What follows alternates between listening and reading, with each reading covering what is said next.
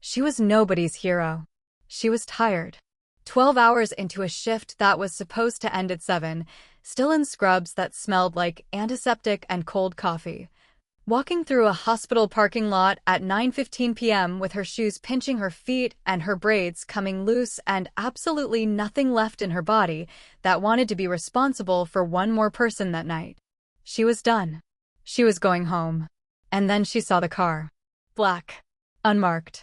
Parked 3 spaces down from the hospital's east exit with the engine running and the windows tinted too dark for a civilian vehicle. She had grown up in Lagos. She had watched her uncle disappear into a car exactly like that one on a Tuesday afternoon when she was 11 years old. She knew what that specific darkness behind tinted glass meant before her brain had even fully processed what her eyes were seeing. She also saw the man walking toward it. Tall. Korean. Expensive coat.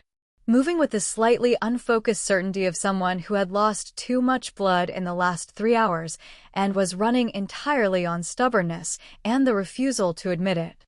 She had just discharged him against medical advice. She had told him exactly what would happen if he left before the transfusion was complete. He had looked at her with those cold dark eyes and said thank you in a voice that made it clear he was not thanking her and walked out anyway. And now he was about to get into a car that was going to kill him. She moved before she decided to.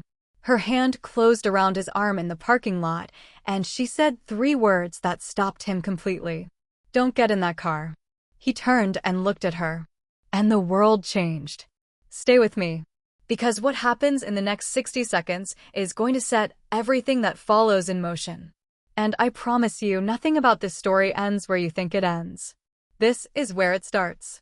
If you are already feeling the story, hit that subscribe button right now and turn on your notifications. This channel is where ordinary women do extraordinary things, and the most dangerous men in the room always fall the hardest. You do not want to miss what comes next. Now, let's go back to the beginning. Her name was Zara Okonkwo, 29 years old. Nigerian born. Raised between Lagos and London before nursing school pulled her toward Seoul on a scholarship that had seemed like the opportunity of a lifetime and had delivered on that promise in ways she had not entirely anticipated. 5 years in Korea. 3 of them at Seoul Central Hospital, where she worked the night shift in the trauma unit because the night differential pay was better and because she was the kind of person who found a strange comfort in the controlled urgency of a ward that never slept. She was not small. She had never been small and had spent approximately the first 22 years of her life believing that was a problem before she had decided with the particular finality of a woman who has run out of time to be insecure that it was simply a fact. She was 5 feet 5, full-figured and curvy with soft rounded shoulders and a prominent bust and wide full hips that her grandmother had called her mother's blessing and her medical school classmates had called everything except that. Her skin was deep warm brown with an undertone that caught light and held it. Her hair was long thick black box braids that she kept pulled back at work and wore loose every other moment. Her eyes were large and dark and expressive in a way she had never successfully learned to control, which had caused her significant professional difficulty and 0 personal regret. She noticed things. This was both her greatest clinical asset and the source of approximately 70% of her problems. She noticed the way people moved and what their bodies said before their words did. She noticed inconsistencies. She noticed the specific quality of silence in a room that had just had something wrong happen in it. She had noticed the black car the moment she stepped out of the east exit. Before she noticed the man. She had noticed it the way you notice something that did not belong in the composition of a space. Not loudly, not with alarm. Just with the quiet peripheral certainty of a brain that had been trained by experience to identify wrongness before it could articulate the reason. The engine running. The angle of the parking. The specific positioning relative to the hospital exit that was not the positioning of someone waiting to pick up a patient. Too deliberate. Too still. She had filed it under watch and kept walking toward her own car, which was parked at the far end of the lot because she had arrived late that morning and the closer spaces had been full. And then she had seen him. She recognized him immediately despite the expensive coat and the complete absence of the hospital gown he had been wearing 3 hours ago when she had personally overseen his intake. Patient in Bay 7. Han. First name given as Jean only. Age listed as 34. Admitted with a penetrating wound to the left side that the admitting physician had described in his notes with the careful neutrality of a doctor who had learned not to ask certain questions about certain patients. The wound had been sutured. The blood loss had been significant. The transfusion had been ordered. The patient had been told in very clear terms that he needed to remain for a minimum of 6 hours and had nodded with the polite attentiveness of someone who had absolutely no intention of following that instruction. He had disappeared from Base 7 at 7:40 p.m.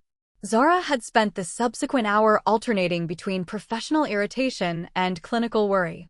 She had seen enough trauma patients convince themselves they were fine and collapse in parking lots to take the risk seriously.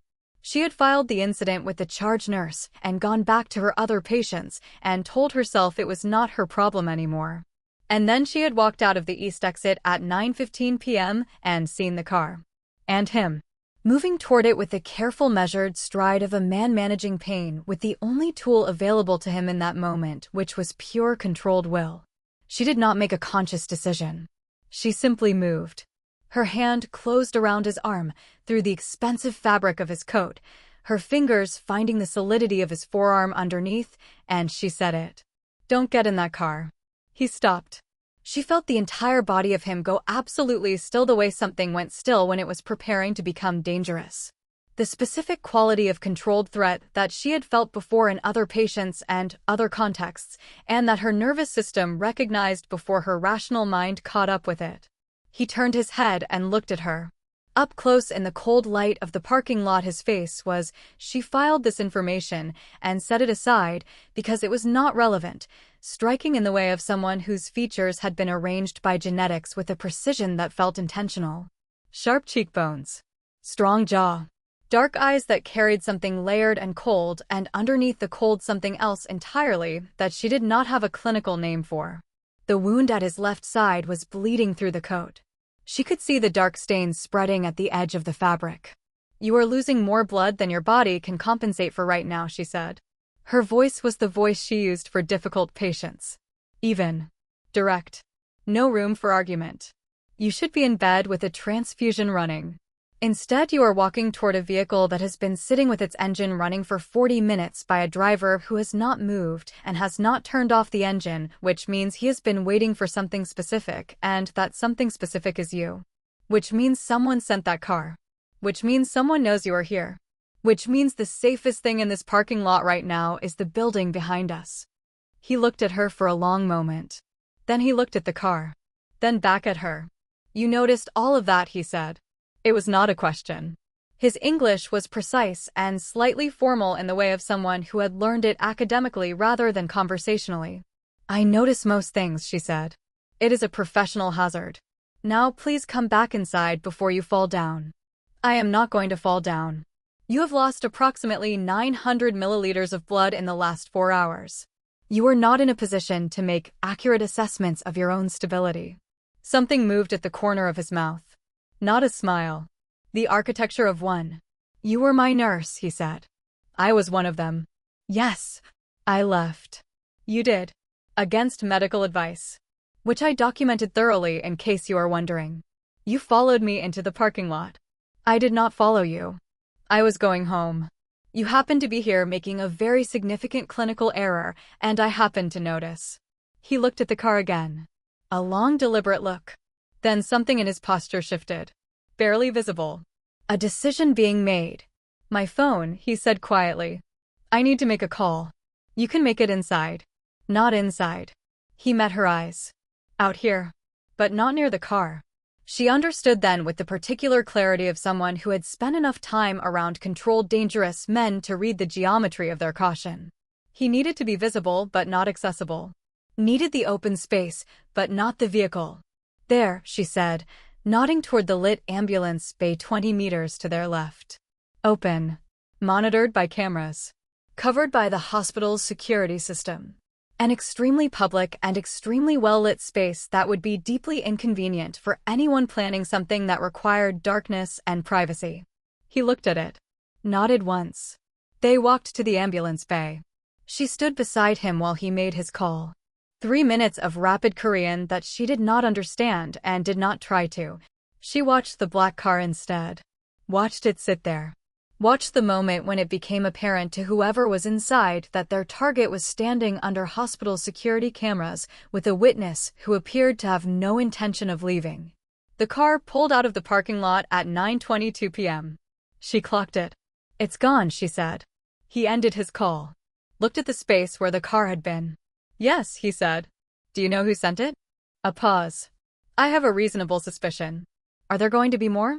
Another pause. "Longer." "Possibly." She exhaled slowly through her nose. "Right," she said. "Then you need to come back inside, complete the transfusion, and not leave this hospital until whatever this is has been resolved. Because I cannot be responsible for—" "You are not responsible for me," he said. "I was your nurse.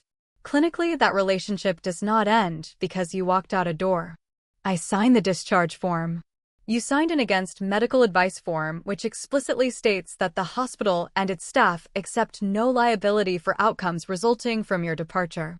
It does not say anything about what I personally choose to do when I watch a patient walking toward what appears to be a professionally staged ambush." He looked at her. Really looked at her. The way someone looked at something they were trying to categorize and finding that it did not fit any available category. "Why?" he said. Simply. She thought about that for a moment. "Because I am very tired," she said honestly, "and I would like to go home, and I cannot do that while knowing you are somewhere in this city losing blood that your body cannot currently afford to lose. So if you come back inside and let us finish what we started, you will save us both a significant amount of difficulty." The corner of his mouth moved again. Closer to the actual thing this time. He came back inside. His name was not Hanjin.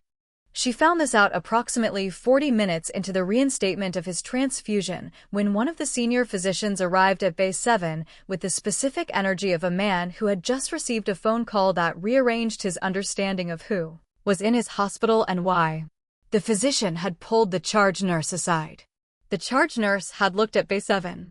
The charge nurse had come to Zara with the specific expression of someone delivering information that was going to make her evening considerably more complicated. "The patient in Bay 7, the charge nurse said quietly. "His actual name is Kwon Soo-Han." Zara had been adjusting the transfusion rate. Her hands did not stop. "The Kwon Soo-Han," the charge nurse continued, with the particular emphasis of a woman who wanted to make sure the weight of that name was landing correctly. "As in Kwon Industries. As in the Kwon family." Zara knew the name. Everyone in Seoul knew the name. Kwon Industries was a legitimate empire: construction, shipping, technology, finance. Towers that punctuated the Seoul skyline like a signature. A family name that appeared on hospital wings and university buildings and charity galas, and the kind of newspaper articles that carefully described the organization's philanthropic work while carefully not describing the other work. The Kwon family. Which meant the man in Base 7 was not a patient who had stumbled into a bad situation. He was a man who existed permanently inside bad situations because the bad situations were, in a very specific sense, his. Zara finished adjusting the transfusion rate. "Thank you," she said to the charge nurse.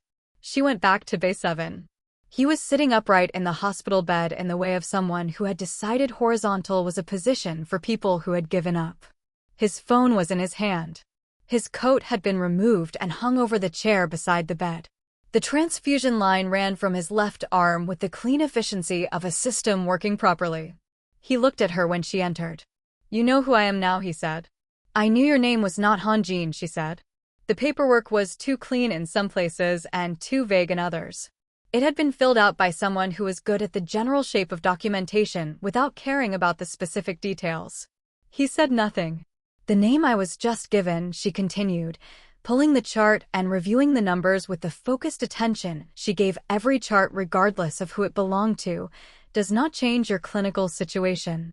Your pressure is stabilizing. The transfusion is tracking correctly.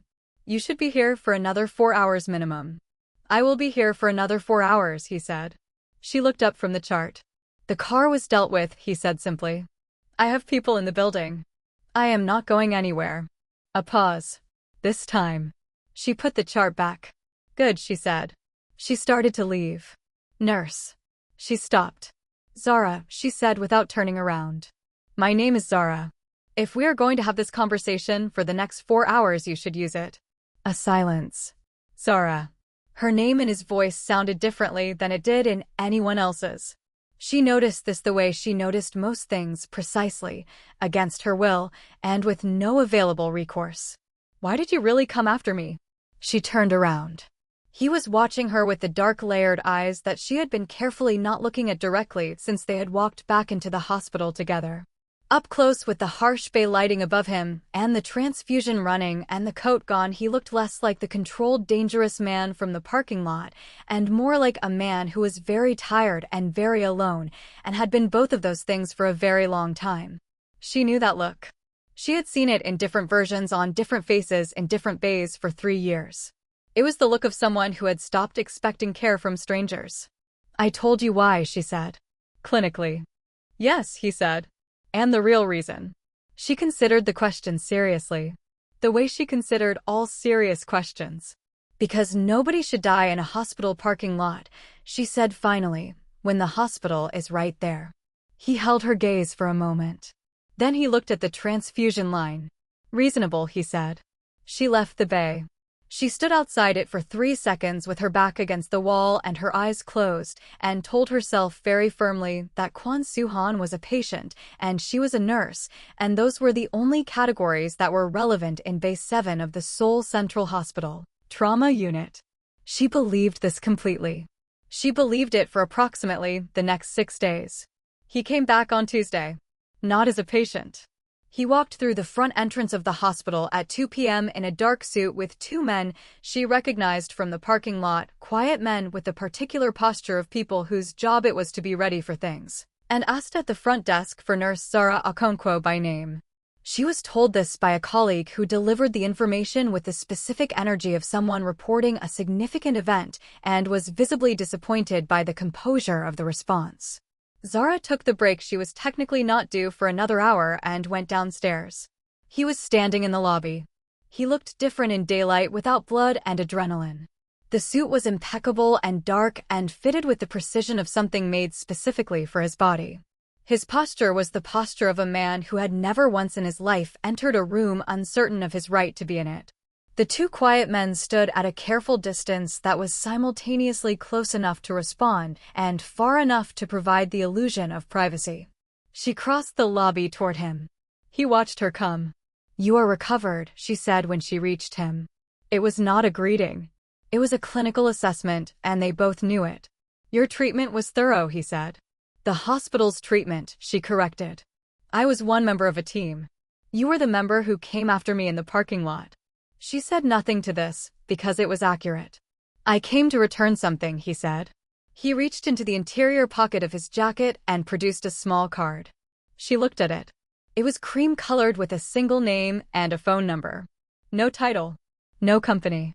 Just Kwon Soo-Han and 10 digits. And to say thank you, he added. I was doing my job, she said. You were going home, he said. There is a difference. She looked at the card. She thought about putting it in her pocket and using it never.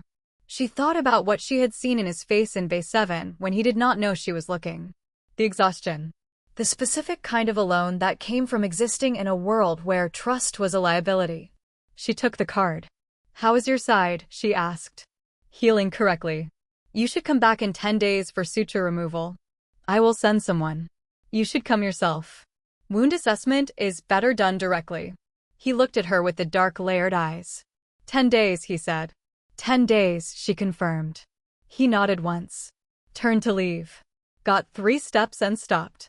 The car, he said without turning around. In the parking lot. How did you know? The engine had been running for 40 minutes. The driver had not moved. The angle relative to the exit was too specific to be accidental. And the tint was darker than South Korean civilian vehicle regulations allow. She paused. Also, I grew up in Lagos. I know what that kind of car means. He was still for a moment. Then he continued walking. She stood in the lobby holding his card and told herself she was going to put it in her locker and forget about it. She put it in her pocket instead. If this story is doing something to you right now that you were not expecting, good. Hit that like button. Subscribe if you are not already here, because this is exactly the kind of story that this channel was built for. And drop a comment below. Do you think Zara made a mistake taking that card? Tell me where you stand. Because this story is about to get a great deal more complicated. Now, let's continue. He came back in 10 days. Alone. No quiet men. No expensive suit. Dark trousers and a fitted dark shirt with the sleeves pushed to his forearms, and he looked.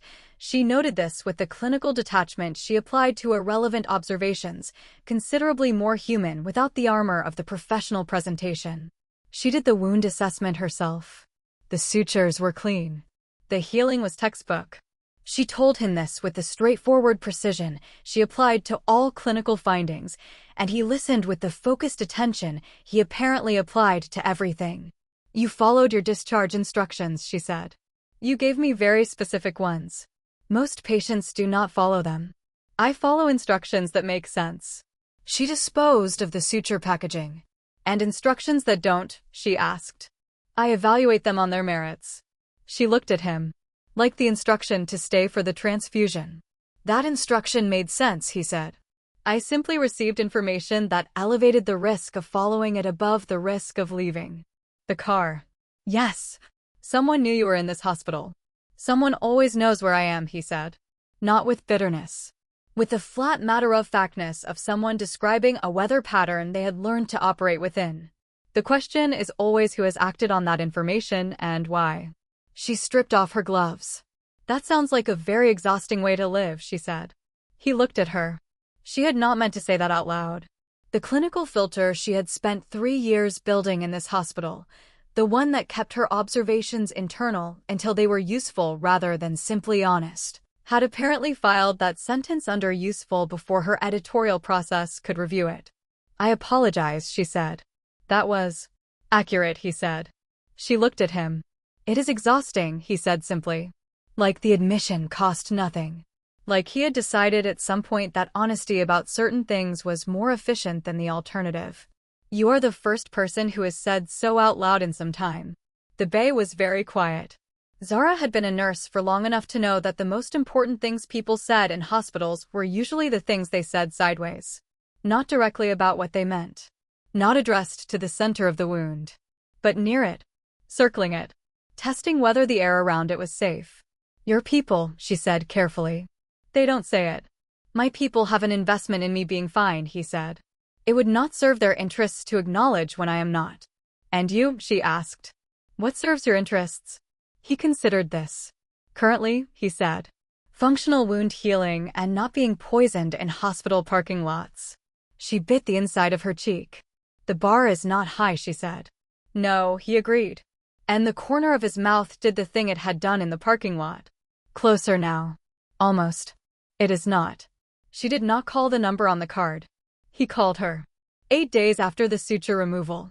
Late evening. She was at home in her apartment with takeout going cold beside her and a medical journal she had been meaning to read for 2 weeks open on her lap when her phone showed an unknown number that she somehow knew before she answered. There is a situation, he said when she picked up. I need a clinical opinion. I am off duty, she said. I am aware. I would not call otherwise. She put the journal down. What situation? One of my people was injured in an incident this evening. The injury is not critical, but it is significant, and bringing him to a hospital is not currently, a pause, advisable. She understood what not advisable meant in context. What is the nature of the injury? He described it. She listened with the focused clinical attention she gave everything medical, setting aside entirely the question of how he had her phone number since he clearly had gotten it from the hospital records, and she was going to address that specific issue at a later time. That needs debridement and proper dressing and possibly imaging to rule out deeper involvement, she said. I cannot assess without seeing it. I know, he said. I am asking if you would be willing to come. Silence. She should have said no. She knew she should have said no. She was a nurse, not a private practitioner, and she owed this man nothing beyond what she had already given him, and the entirely sensible and professional response to this request was to decline and direct him to appropriate emergency services. Where, she said. He gave her an address in Gangnam. 30 minutes from her apartment. She put on her shoes.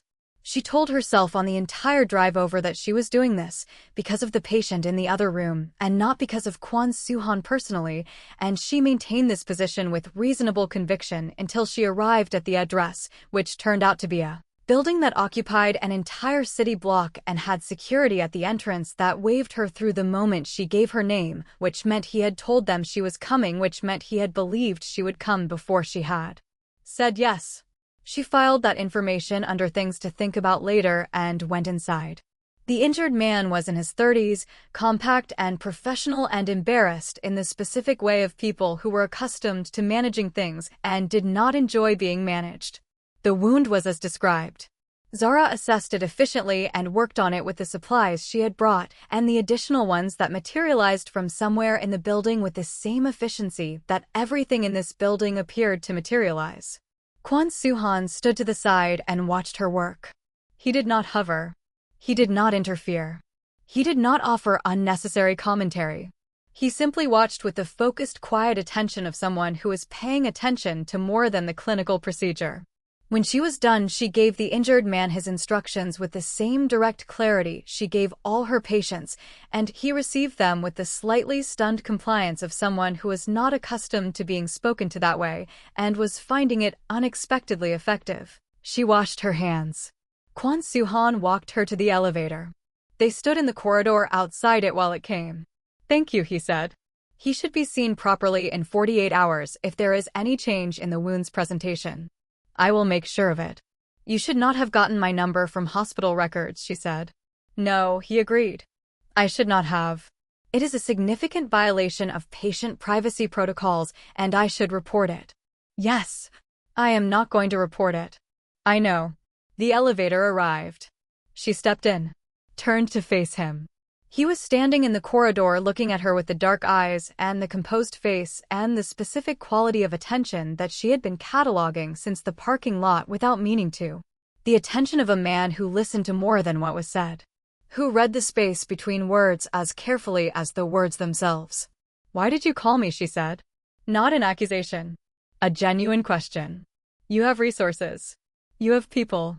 You could have found another way." He held her gaze. "Because you notice things," he said. "And you do not flinch from what you notice. And in my experience, those two things together are extremely rare." The elevator doors began to close. She did not move.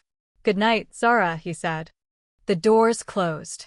She stood in the elevator going down and pressed the back of her hand to her mouth and breathed. The complication arrived on a Thursday. Not in the form of an enemy or a threat.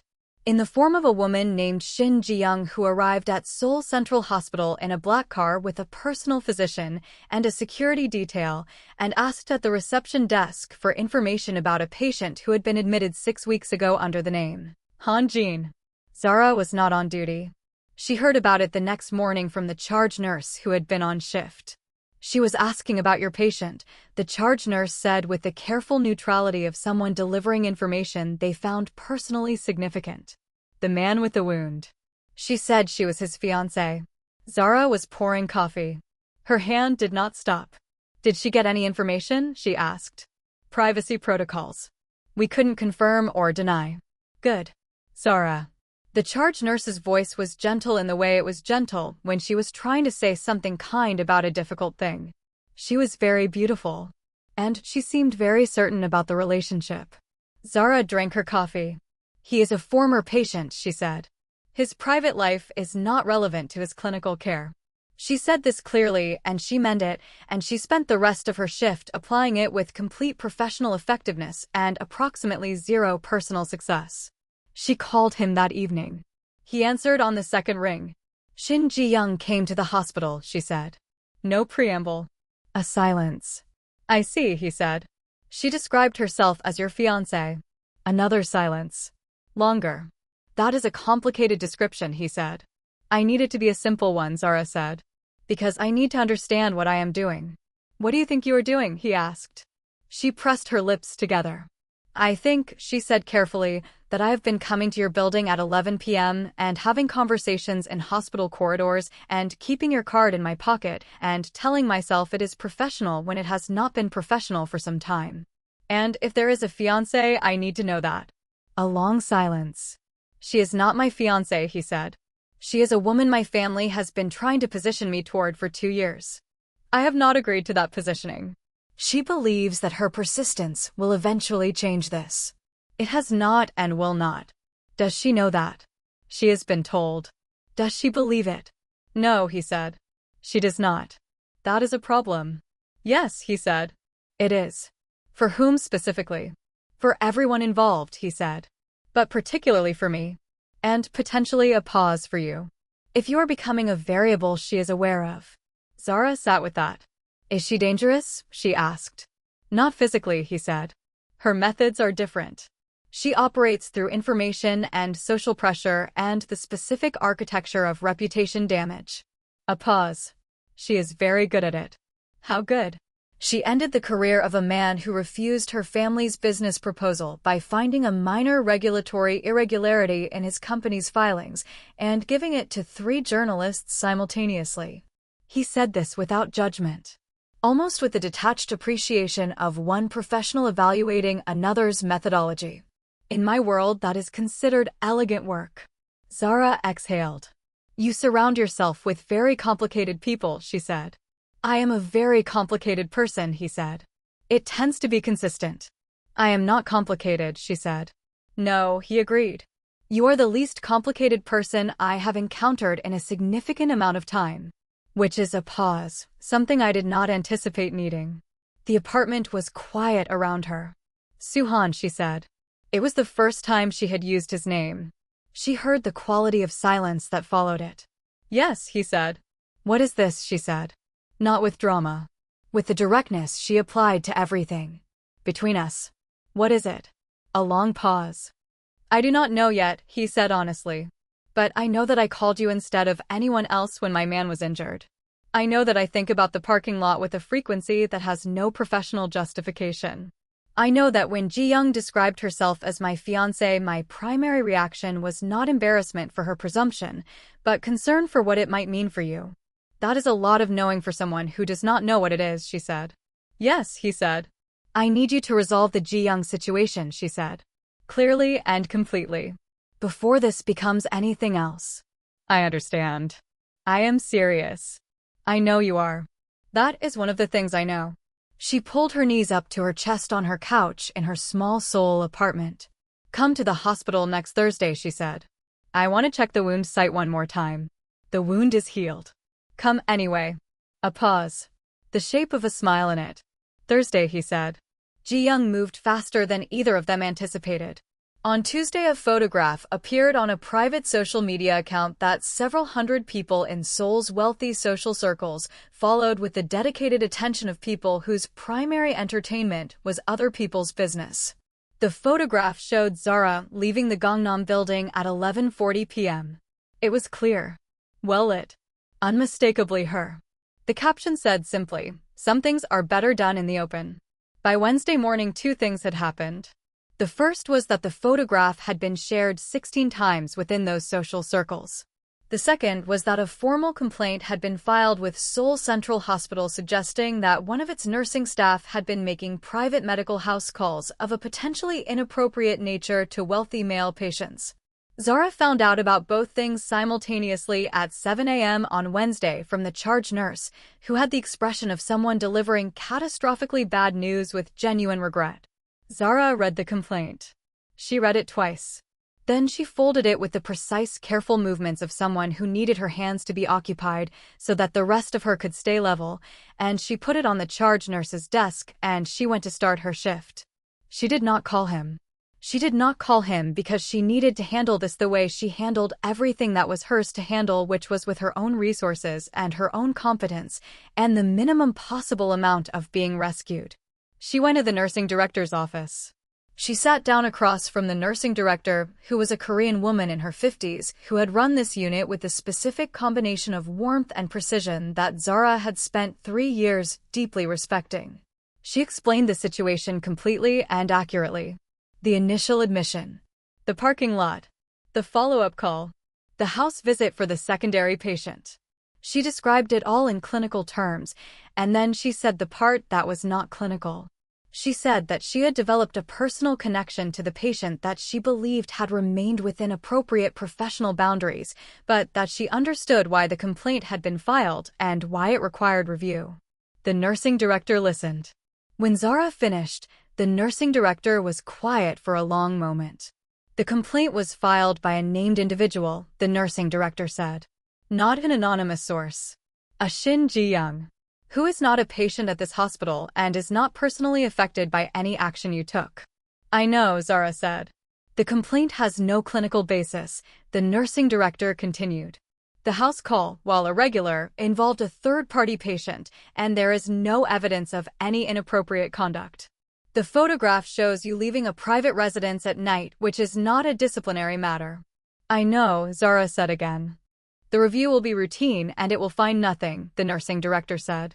But I want you to understand something. She looked at Zara with the direct, steady gaze of someone who cared enough to say the difficult thing. The Kwon family is a complicated attachment for anyone outside their world. That world has its own gravity. And it pulls. Zara held her gaze. I am aware of that, she said. Are you sure? I am, she said. I am not unaware of what he is. I have been a nurse in this city for 3 years. I have seen what comes through trauma bays, and I have a very clear understanding of the ecosystem that produces those injuries. She breathed evenly. I am also not someone who makes decisions based on what is comfortable. I make decisions based on what is real. And what is real is something I am still assessing. The nursing director looked at her for a long moment. The review will be closed by Friday, she said.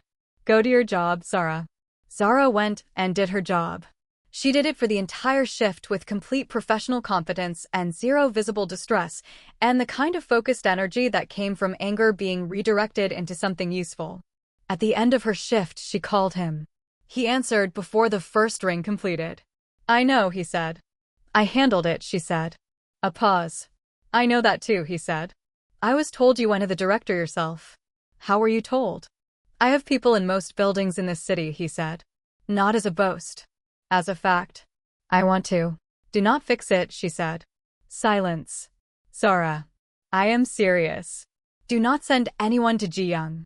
Do not apply pressure. Do not make this about your power versus hers. Her voice was even.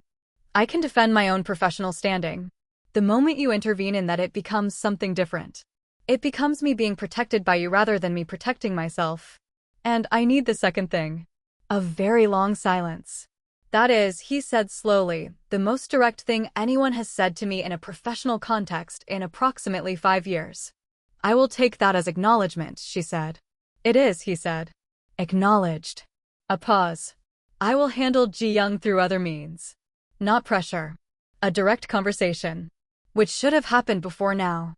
Yes, Zara said. It should have. Thursday, he said. Thursday, she confirmed. She hung up the phone. She sat in her car in the hospital parking lot and looked at the space where the black car had been 6 weeks ago and thought about gravity and what it did to trajectories and whether choosing to fall was still falling if you went in with your eyes open. She decided it probably was. She also decided that open eyes were still considerably better than closed ones. She drove home. He came on Thursday. Alone. Earlier than she expected. She was in the middle of a patient handover when she was told he was in the lobby, and she finished the handover completely before going down because she was a professional and the handover was not complete, and those 2 facts were not negotiable regardless of who was waiting. He was standing in the same place he had stood the first time he came back. Lobby. Same careful distance from the entrance. Different suit. Same posture. She crossed the lobby toward him. He watched her come. She stopped in front of him. Ji-young, she said. Handled, he said. Directly. As discussed. She will not contact your hospital again. And the engagement was never real from my side. She has been told this in terms that do not allow for alternate interpretation. Zara looked at him. How did she take it? Badly, he said. And then with the specific composure of someone who has already begun calculating the next move. He met her eyes. I want to be honest with you about something. Please. Ji-young is not the last complicated thing, he said. She is one of several. The world I exist in does not simplify. It does not become safe or uncomplicated because I want it to. The car in the parking lot was one incident in a continuing pattern. The man who was injured at my building was the third incident in 6 weeks. There are people who want what my family built and who will use whatever is adjacent to me as leverage. I know that, Zara said. I need you to know it completely, he said. Not clinically. Not abstractly. I need you to know that whatever this becomes, it will not be safe in the way that your life was safe before I walked into your hospital and bled on your shift. She stood in the lobby of Seoul Central Hospital and looked at Kwon Soo-Han, who had walked into her life through a trauma bay and had been systematically dismantling her carefully constructed professional composure ever since, and she thought about everything he had just said. She thought about Lagos. About her uncle getting into a black car. She thought about the parking lot. About the specific moment she had decided to move before she decided to. She thought about what the nursing director had said about gravity. I grew up with a father who drove for a man whose name people spoke quietly, she said. I know what this world looks like from the edges. I have been the person at the edge my whole life. She looked at him steadily. What I have never been is the person who pretended the center did not exist because it was inconvenient to acknowledge. That is not who I am. He was very still. No, he said. It is not. So here is what I need from you, she said. I need honesty. Complete and consistent. Not managed information. Not what you calculate I can handle. What is actually happening? When it is happening. Yes, he said. And I need you to understand that I am not someone you protect by keeping outside the information. I am someone you protect by keeping inside it. His eyes changed. It was subtle. The kind of change that only registered if you had been paying close attention to someone's face for a sufficient period of time. Something opening. Something that had been very carefully maintained, closing over itself with the specific finality of a decision made. I understand that, he said quietly. Good, she said. She stood in front of him. He stood in front of her. The hospital moved around them with its usual indifferent urgency. Patients. Staff. Gurneys. The ordinary machinery of a place dedicated to keeping people alive. Zara, he said. Yes. I would like to take you to dinner, he said. Not as a patient. Not as a clinical obligation. And that is where Zara and Soo-Han are for now. She grabbed his arm in a parking lot and told him not to get in a car. He listened. And everything that came from that one moment, the transfusion, the card, the calls at 11 p.m., the photograph, the lobby, the dinner at 7, all of it came from that 3-second decision to move before she decided to. Part 2 is already being written. And what is coming for them next is considerably more dangerous and considerably more real than a black car in a hospital parking lot. Subscribe right now and turn on notifications because you will not want to find out about part 2 after everyone else. Hit that like button if this story took you somewhere today. Share it with someone who needs a story that does not let go. And drop a comment below. What was the moment that got you? Was it the parking lot? The elevator? The lobby at 7? Tell me. Because I read every single one. And I will see you in part 2.